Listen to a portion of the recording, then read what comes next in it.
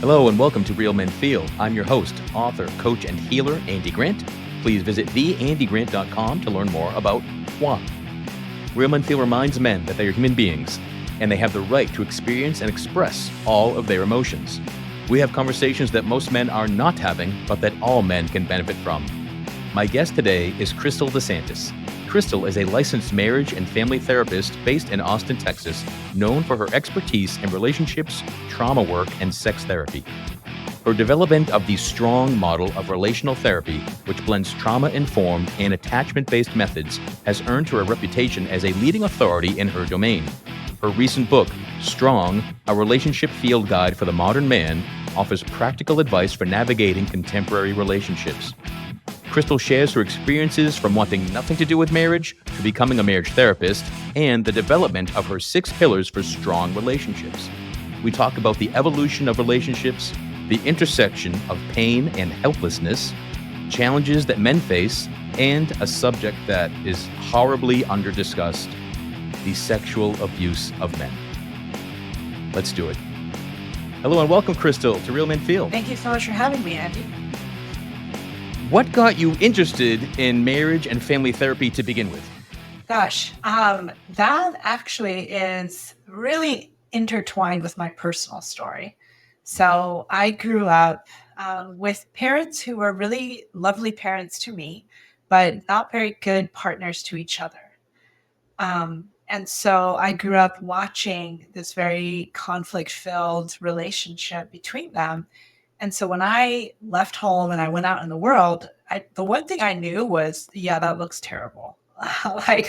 Marriage and family, like that seems so stressful. Like I feel like as a kid, I got out of, obviously I've got my stuff, but I was like, yeah, no, I'm not doing that. Like that looks ridiculous. And then I went to college and I actually went to an all women's college. And same thing. I was sitting there, listening to my girlfriends and my roommates. They're like, heartbreak after like questioning, like, is he going to call me? And like, what does this text mean? And I was like, again, sounds like a lot of work. I'm not interested. So I just really, decided like dating and relationships wasn't for me. And then I was in my mid-20s and my younger sister got married. And one thing about me is half my family is Asian. And the other half is Italian. So both cultures have these kind of traditions of like, you get the older one married first, then you move on down the line. And so like the pattern had been disrupted a little bit. So it kind of, was it family pressure or just kind of that awareness of like, oh, my younger sister's gotten married and like I've missed a step, I guess.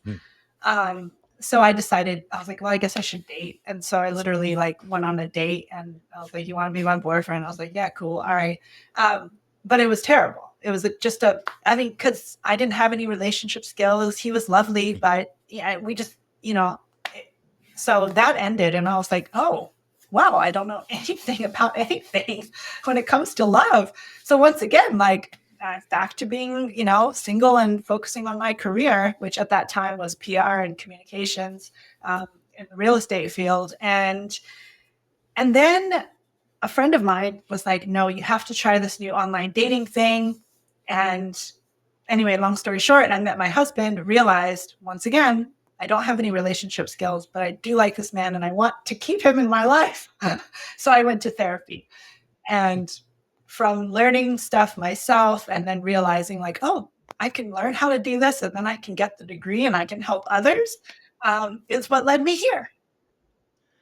So was your husband your first relationship? Yes, my first long-term relationship. The first, guy I tried to date, it was like maybe 3 months that we lasted because it was, not skilled. So the first relationship you enjoyed at least? Yeah, the first relationship that is like of any substance was my husband, and from day one, like. From talking to you previously, I know you have a focus that's pretty unique.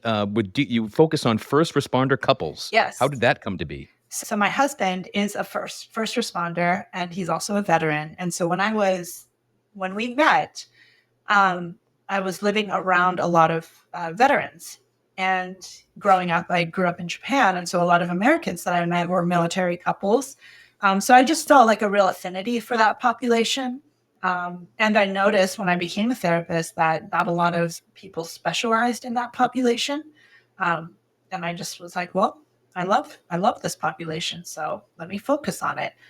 And as I did, I realized a lot of the men were the ones also, not just the couples, but the men were also the ones that were not really being spoken to or addressed when it came to the field of marriage, family, and relationships.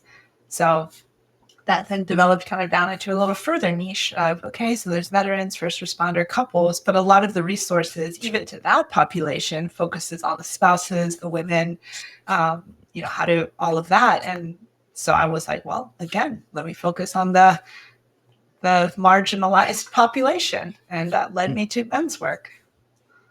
And do you find that first responders and vets have different issues than the non-first responder or vet male? They have unique issues for sure. They're generally in higher stress environments. The couples often have unique stressors that other, civilian population doesn't deal with.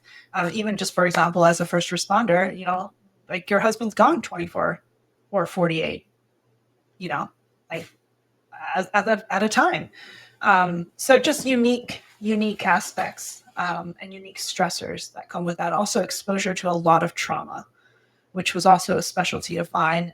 And trauma really impacts the way that you show up in a relationship, right? Being on the receiving end of trauma. So that was also something that I see very much unique in this population. One thing I have asked lots of guests, because some people, someone that has a story and then goes into service, they usually have some sort of trauma in their life, and I'm sure in your clients' lives there's trauma. So I ask people, is it possible to become an adult in the modern world and not experience trauma at some point? So what I say as like, so a part of the work that I've done also is being a supervisor for younger therapists is I won't say that necessarily everybody has experienced trauma because trauma is so personal, but as a therapist, doing relational work without understanding trauma and attachment doesn't make sense. So it's like, yeah, trauma is whether it's attachment trauma or, single incident trauma from, a violent event or something. I don't disagree that, especially as a therapist or somebody who wants to help, you got to have an understanding of attachment, trauma, and how that impacts a person in the world. As we're approaching election season, or I guess we're in election season, I should say. But I had a past guest years ago said that everybody on the planet has suffered trauma because everybody was surprised when Donald Trump won the presidency the first time. So we'll see. Yeah. Again, trauma is so personal. Yeah.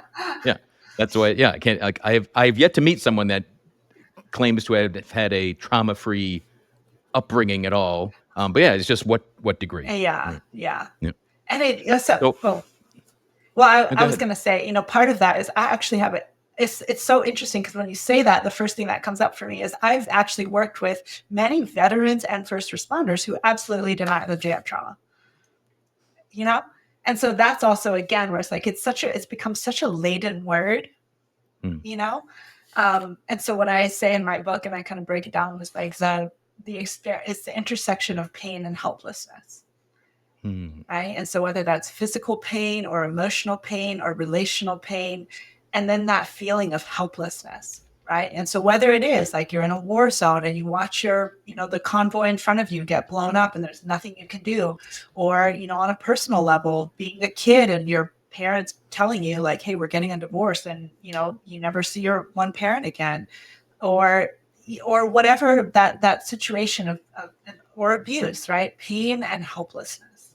That intersection right there is often where I'm like, if you've ever experienced that, on some level, we could call that a traumatic event. Right.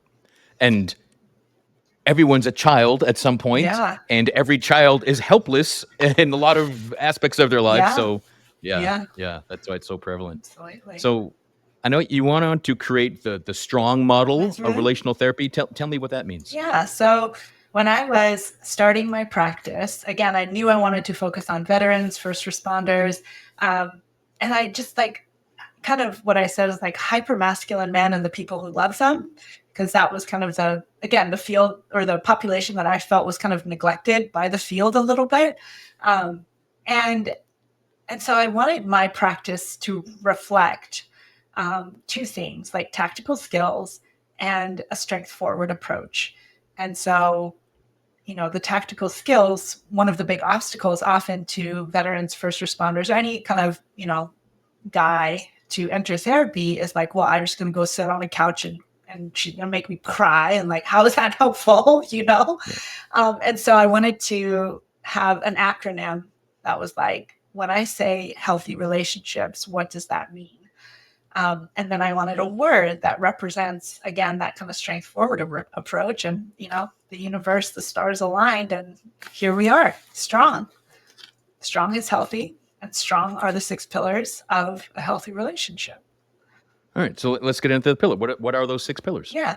So again, these are just kind of like from research, from clinical experience, the 6 things that a healthy relationship has. So number 1 is safety.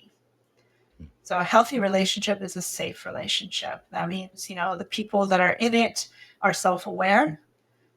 They co-create stability and safety together, right? They have an invested interest in making sure that both people feel safe in the relationship, right? Whether it's physical safety, emotional safety, all of it. They have skills of self-regulation so that even if they get upset, they know how to regulate their bodies so that they don't take it out on their partner, whether verbally or physically. And they have the skills of self-expression. So I call these the 4 S's of safety. That, again, sometimes in a couple at any point, there's going to be hard conversations that need to be had. And they're harder when you don't have the words for them, right? Because then it does sometimes become like an acting out, right? So self-expression, these are the 4 things that help a relationship feel safe. Okay, so that's the S. The T is trust, right? The fundamental piece of what makes a relationship is that these people trust each other, right? And so that's also where I talk about the power of attachment, right? If you grew up in a home where you couldn't trust your parents, you couldn't rely on them, or you never had a relationship in which you could trust the other person, let's say you have a history of being cheated on or being, abused in a relationship, finding a place and a formula that you can use to build trust with your partner is so important, right, in a healthy relationship. Then the R is respect. Again, like one thing I heard from talking with a lot of men is like they want to feel respected in their relationships, right? But one thing I saw is, when you're trying to demand respect from your partner, but you don't have self-respect because you're acting in ways that you're not proud of, or you don't understand how to respect their boundaries as a partner, there's going to be issues, there's going to be conflict, there's going to be pain. So having safety, trust, and respect are kind of those first 3 steps to a healthy relationship. Then once we kind of get those 3 really solid, because what I often say is if you don't have those safety, trust, and respect, those elements, you really don't have a foundation for a healthy relationship. So your relationship is going to be in constant crisis mode, right? So STR helps your relationship survive. And once we get there, then we can go to the ONG parts of what makes a relationship thrive.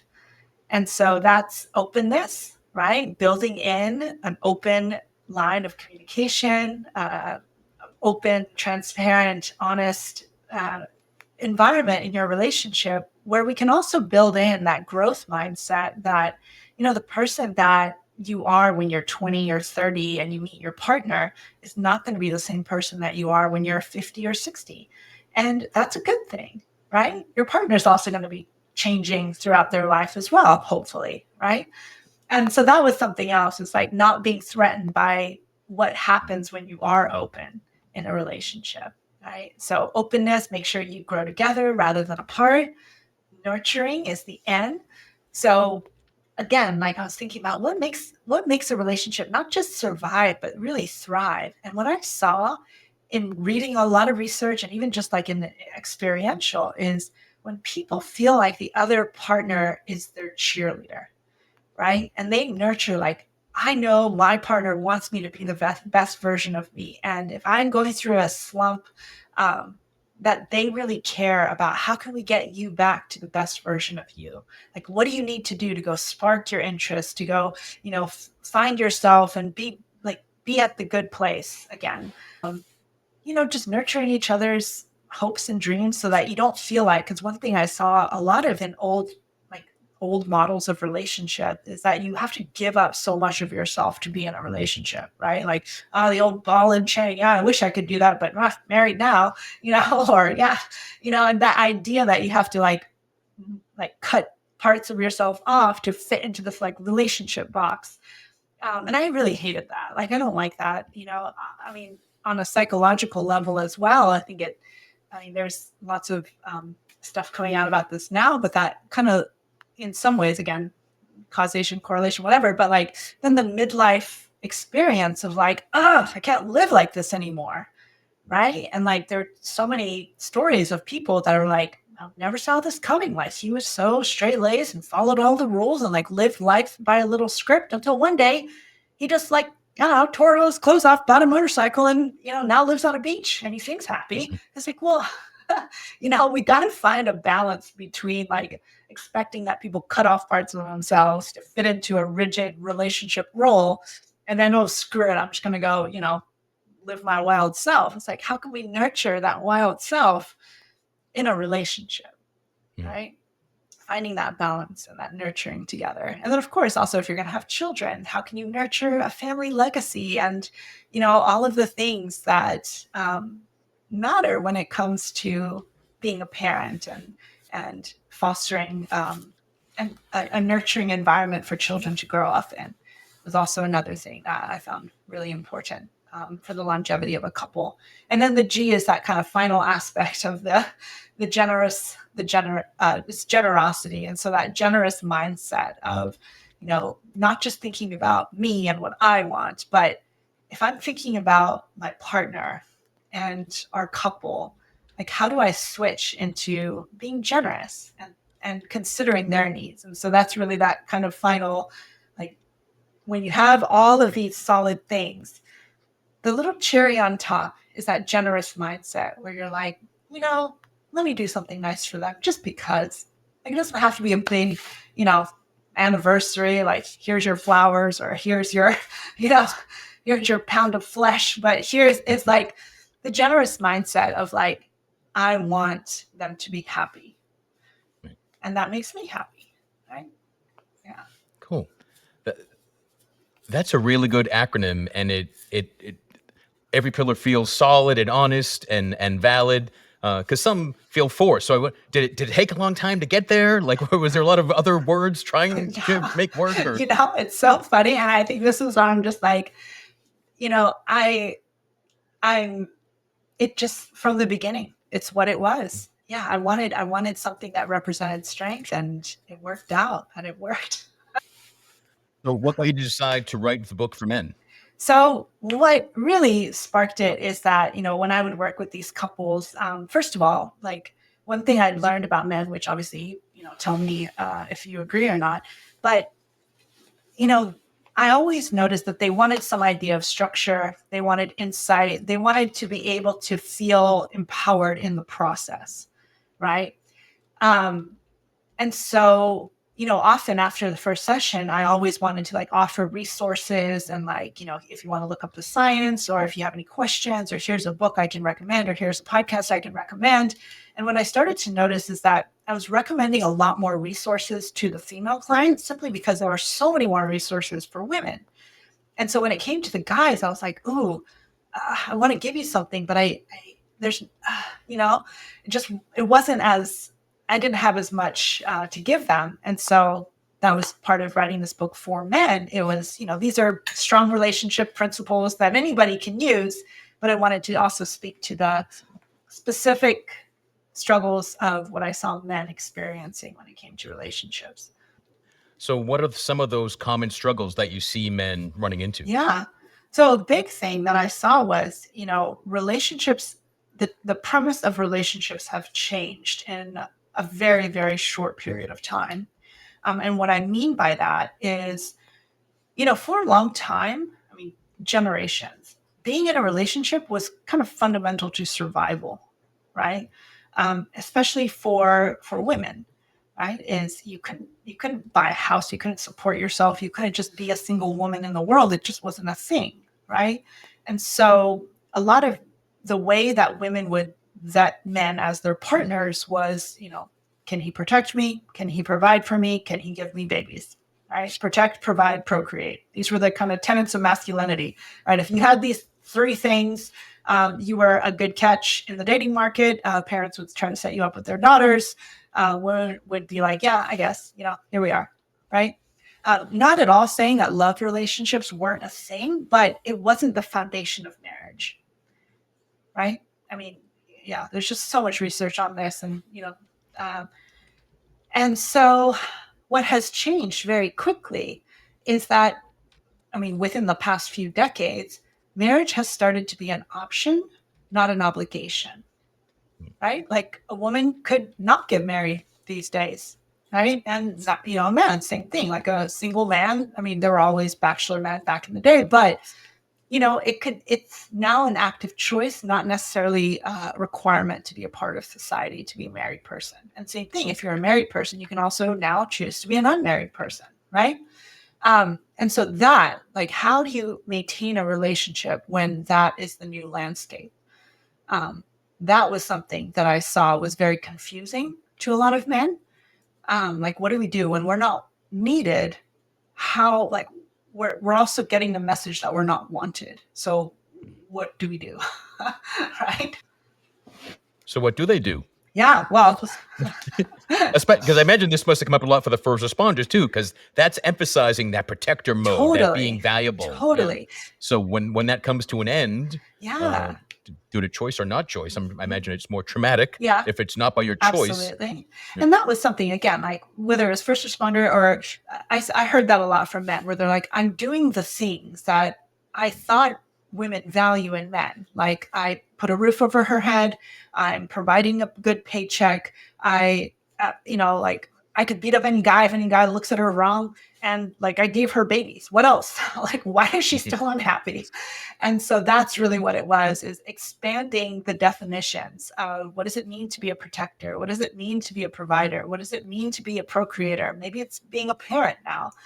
And just expanding that. So it's like, my message is never like, oh, we just need to change, don't be masculine anymore.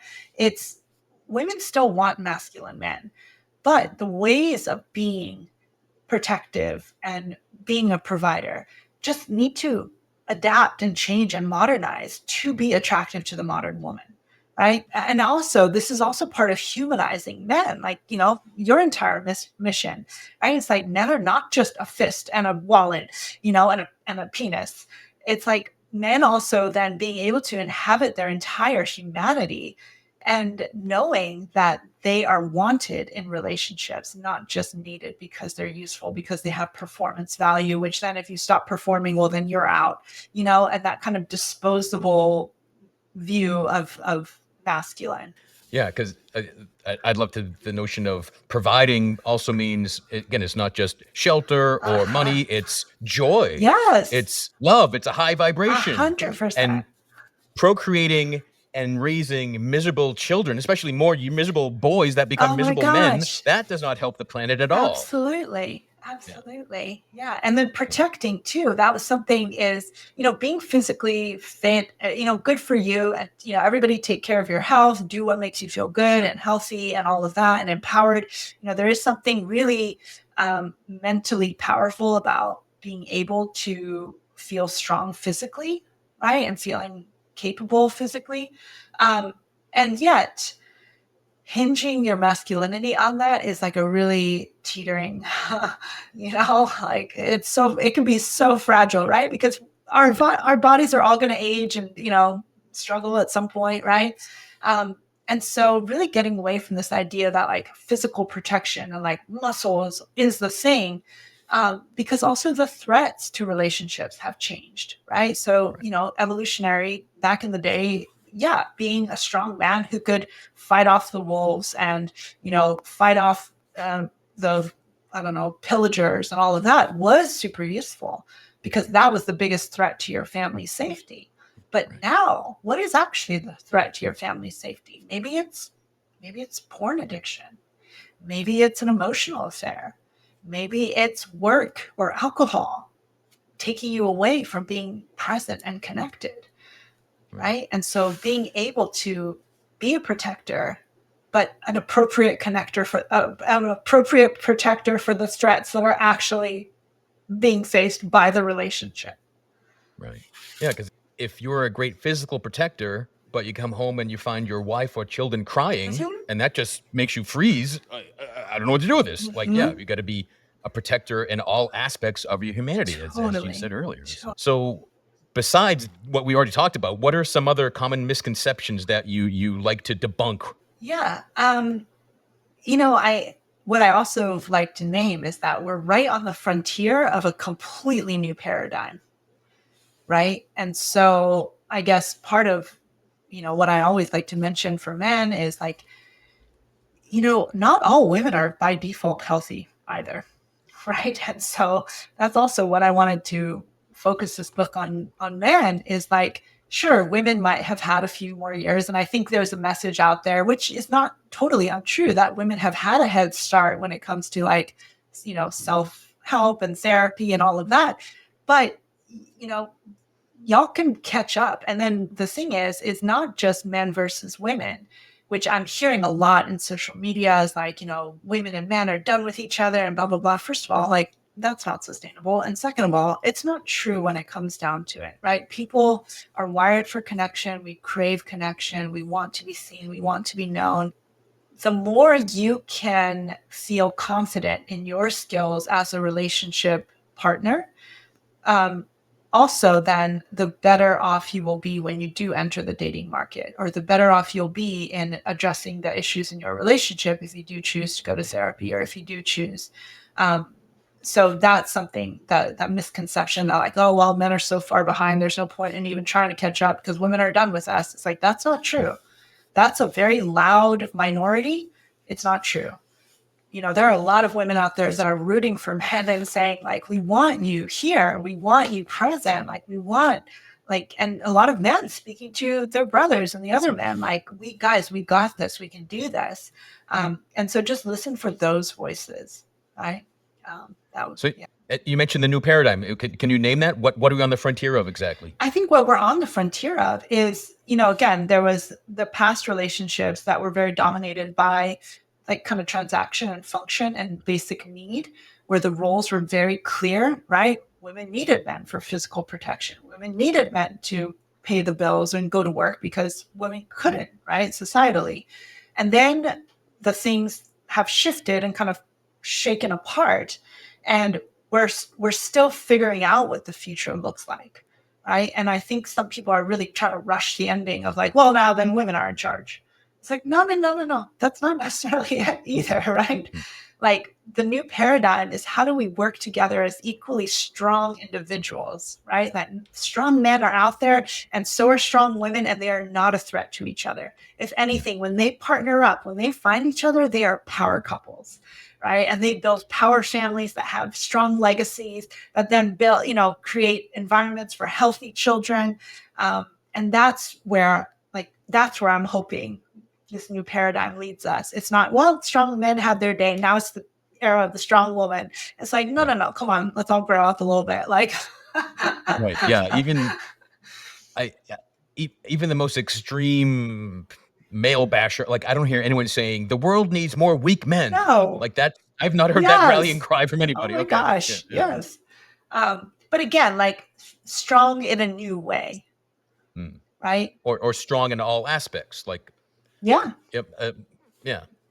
Again, not a strong monopod, but at least a tripod of stability. Yes. Yeah. Now, I was looking at your book. Name is so strong, a relationship field guide for the modern man, and something in the description caught my eye. for men looking for ways to distinguish themselves as high-value partners in the current relationship landscape. So that still sounds very transactional. Is that you got to stand out and put like your dating resume and, wear it and be it? Is that what that's saying? No, it is a trendy phrase. But I guess what I wanted to speak to is the idea that, it can be daunting right now to look at the dating landscape because it is so confusing and hostile, right? And so what I'm hearing from a lot of men is like, what's the point? Like, why would I put myself out there just to get beat up and rejected and laughed at? It makes no sense. Why would I do that? And so part of it is, well, going, sure, yes, that's very daunting and all of that. And if you can go in with a plan, if you can go in with that sense of, I've done everything that I can do on my side to be a high value partner, that will also help you feel confident that if you do walk into an environment where, somebody is just using you for a free meal, or you're, walking into an environment where nobody is really interested, then it's not about you. And you can say, this is not the environment that I will find my partner in. Right. And that will help distinguish you as like, I know my value because I've done the work to be the high value partner that I want to be. And that will also give you that confidence that, I'm also able to recognize when I walk into situations that no, this is not where I'm going to find my partner. And I'm glad in that you mentioned, the attitude of, well, what's the point? Why am I bothering this? And because another part of the book description called out something that caught my eye was that this provides the motivated modern man with applicable tools and skills to step up their relational game. And that's that motivation part. Because, Totally. guys, you got to take action. So I don't care how many books you read. I don't care how many people you talk to. If it doesn't translate into the physical daily activities of you, nothing in your life will change. Would you agree with that? 100%. Yeah. Yes, I love that. Oh, there's a quote that's like right on the tip of my. It's basically like, like insight is no substitute for action. Yeah. Right. It's like good. You do need insights, and it's not a substitute for action. Right. Yeah. It should inspire action. Just the world doesn't change by people going, aha. Yeah. They got to then do something. Exactly. Because I can, and you said earlier that not all women are healthy, and I can imagine lots of guys listening, cheering that moment. But that doesn't mean you go, she's not healthy, and you just stay the same, right, and do nothing. Just let them know they're not healthy out there, right? But that's really, again, where I think this is maybe what the new paradigm is, that as more and more people get healthy, because honestly, this is what I'm seeing in the dating market right now, is the healthy people are struggling to find partners that are equally at their level, right? Because a lot of people still aren't doing the work. Right. A lot of people are still stuck in blame mode and like, whose fault is this? Is it women's fault? Is it men's fault? Like blah, blah, blah. And so the healthy people are kind of like, they're leveling up, and there's not a lot of partners at their level. Yeah. And so that's really where I'm hoping that the paradigm of like, when enough people realize like, we're sick of this blame game. We're sick of this, like, whose fault is it? I want to step up. I want to make sure I can be the highest value partner I can be. And then when enough people get to that level, it's like Malcolm Gladwell talks about the tipping point, right? It's like when enough people level up their relational game, where they're like, okay, I recognize it's not about like, blah, blah, blah, these, negative conversations down here.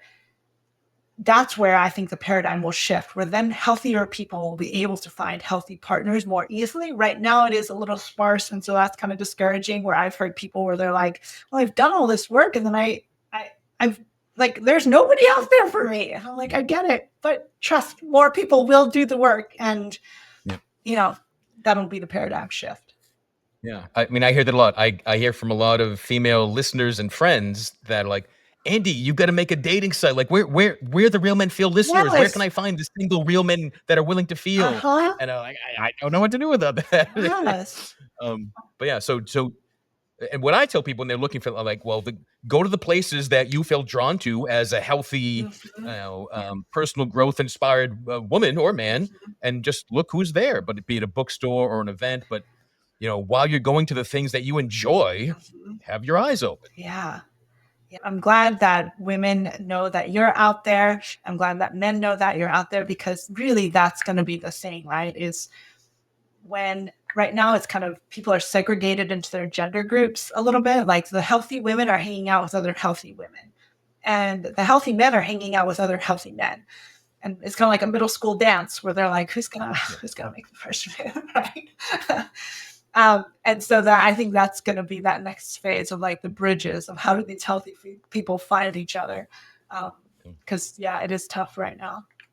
Yeah. So I want to change the subject a bit because I want to get a chance to get this. But when we first spoke, I asked you, is there something you don't get to talk about that much and you wish you could? And you said that was men as survivors of abusive relationships, especially sexual abuse. So in your experience, how does sexual abuse of men impact their relationships? Oh, huge. I mean, so this is something actually that, so as I became a therapist, right, and I wanted to work with men, and I got my trauma training, I also got sex therapy training. And so what I started to attract were people that, were having sexual issues in their relationships. And often underneath, whatever the surface level, sexual dysfunction was, there was a deep story of pain around a sexual experience that was either abusive, non-consensual, and a lot of men were the ones telling me those stories. Again, like I have a lot of colleagues who work with sex therapy, and they hear a lot of stories from female survivors. And I just was ending up hearing a lot of stories from men. And the research and the stories from that community just were not as prevalent. And yet it is the same, when you are on the receiving end of abuse, especially physical or sexual abuse, it really does tangle the way that your brain develops around receiving love and safety, and how that gets tangled with the experience of pain and lack of safety. And that is something that I would see a lot then. The way it impacted people in relationships is I want to be physically close to somebody, or I want to be emotionally close with somebody, but I have this terrible long history of what that could feel like, and the pain that that can cause, and the lack of autonomy, and the like loss of power over my own body or my own experience in that was often a really scary place to go. Just boiling it down to what does trauma do and what does abuse do is it changes us from kids, from being open and seeing the world as like a safe and loving place and our parents as loving and safe people. It changes us, it changes our brain to then see other people as threats, the world as a dangerous place, and it puts us in protection mode. And so what I often saw with men, speaking about men right now, so men with a history of sexual abuse in childhood, was two things. One is being really disembodied from their own sexuality, right? If they were like objectified sexually in that way, it can be really, again, a disembodying experience as a child. It's a way a child can kind of keep themselves safe through that experience, our brains, right? And so still feeling kind of disembodied from their sexuality. And then the other one is emotionally feeling this push-pull between desiring connection and desiring to be vulnerable, and then that warning or that pull back of, no, it's not safe. Push them away. And so that, again, was also really confusing, not just for their partners. They're like, I'm trying to be close to you, or, I feel so connected to you. And then I feel rejected by you, or then you push me away and then you close off again. And, I don't know what's going on. And the men too are feeling that same kind of struggle of, why do I push her away? Or why am I so, I want this closeness, but then there's something that just comes out that makes me reject her, or I can't perform, or, something happens that it just feels like I got to get away. I experienced sexual abuse as a child, and I resonate with everything you're saying. and also that it's hitting me, it really, being victimized really destroys all 6 of those pillars that you talked 100%. about, like everything. Yeah. 100%. Yeah. Absolutely. And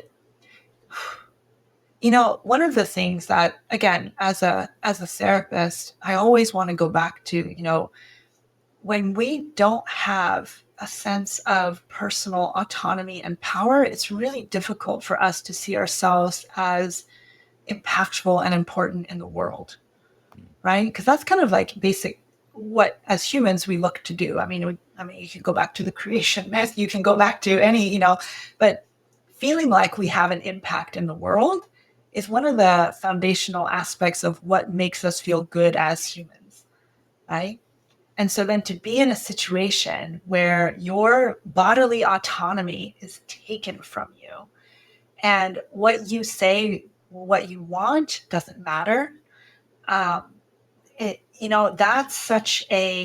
it's such a profoundly impactful experience that can then affect how you see yourself, even as you grow up, even as you get out of, or not in that experience anymore, not in that situation.